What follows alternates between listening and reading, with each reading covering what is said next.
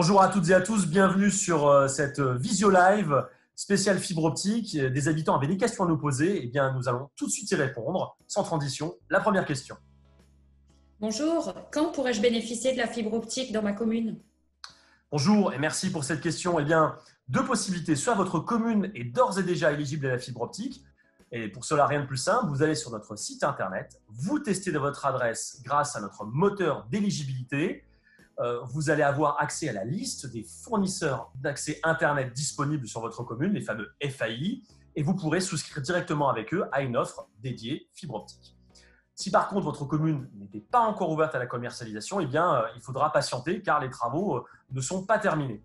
Pour avoir l'année de démarrage de travaux sur votre commune, un seul endroit, une seule adresse, notre site Internet. Alors du coup, une fois que ma commune est éligible, que dois-je faire pour souscrire un abonnement à la fibre? Pour souscrire un abonnement fibre optique, il faut prendre contact avec un fournisseur d'accès Internet. Mais pour cela, il faut d'abord tester votre adresse sur notre site Internet via le moteur d'éligibilité dédié.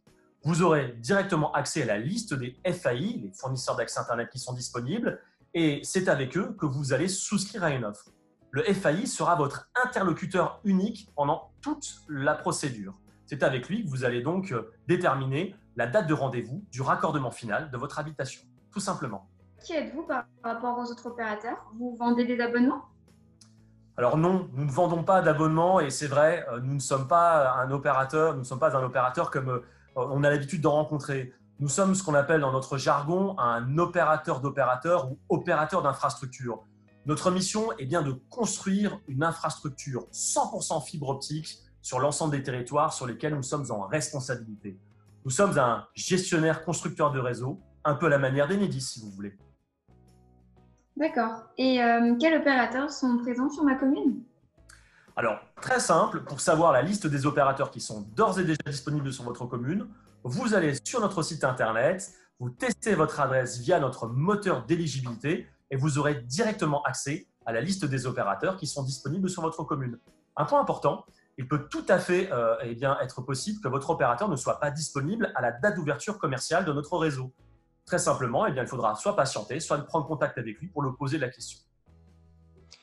Alors moi, j'ai acheté une maison et je souhaite prendre la fibre. Comment que ça va se passer? Bonjour et merci pour votre question. Question qui revient régulièrement. Comment va être raccordée mon habitation? Par quel chemin vous allez passer? Eh bien, il faut considérer que nous passons toujours en parallèle du câble téléphonique actuel.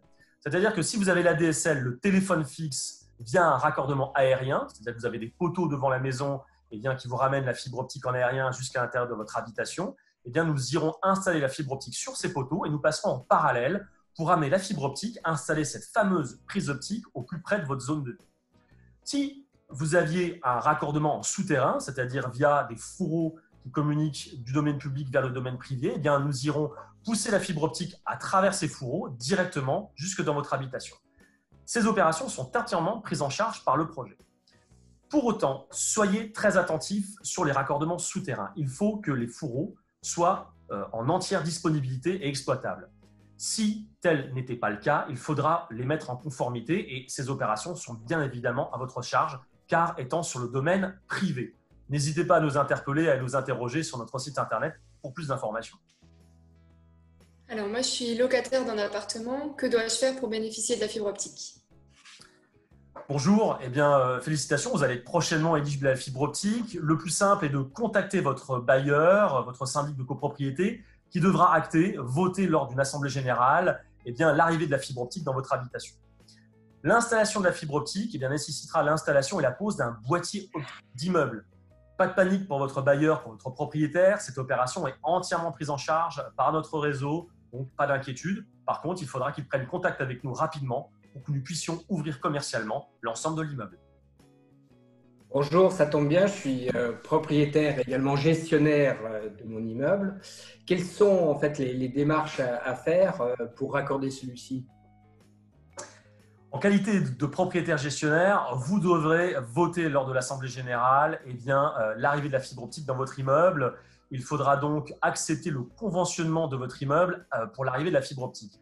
Qu'est-ce que cela implique? Ça implique l'installation d'un boîtier d'immeuble, un boîtier de branchement optique à l'intérieur des colonnes montantes. Cette opération est entièrement prise en charge par nos équipes. il faut simplement nous donner l'autorisation via la signature de ce document et évidemment le dossier technique immeuble qui doit nous être renvoyé le moment venu. Le plus simple est d'aller sur le site internet du réseau, sur la rubrique immeuble. Posez-nous une question, nous avons forcément une réponse pour vous. Bonjour, en ce qui me concerne, j'habite assez loin du centre du village. Comment faire raccorder ma maison?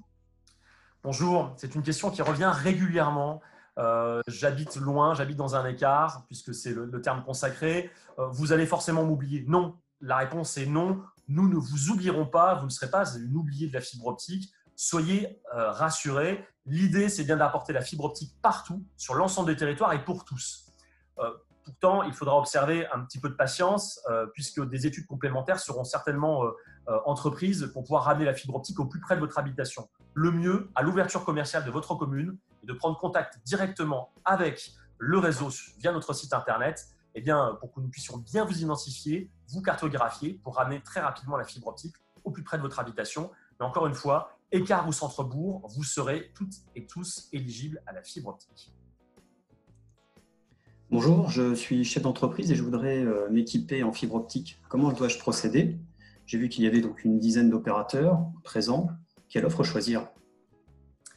Bonjour, et c'est vrai, on a souvent les retours des chefs d'entreprise qui nous disent vous avez pléthore d'opérateurs, vous en avez presque trop, plusieurs dizaines de fournisseurs spécialement dédiés aux entreprises sont mobilisés et sont disponibles sur notre réseau. Comment faire le tri dans cette jungle? Le plus simple est de prendre directement contact avec l'un de nos experts, les experts entreprises, pour que nous puissions vous accompagner au mieux, pour vous dresser finalement un projet, une étude entièrement prise en charge et évidemment sans engagement et gratuite, pour pouvoir vous proposer l'opérateur qui correspond le mieux à vos besoins, à la nature de votre activité, évidemment, à votre budget. Donc le plus simple, c'est de prendre contact avec vous. Et si je change pour la fibre, est-ce que je peux conserver mon numéro de fixe mobile et mon adresse mail?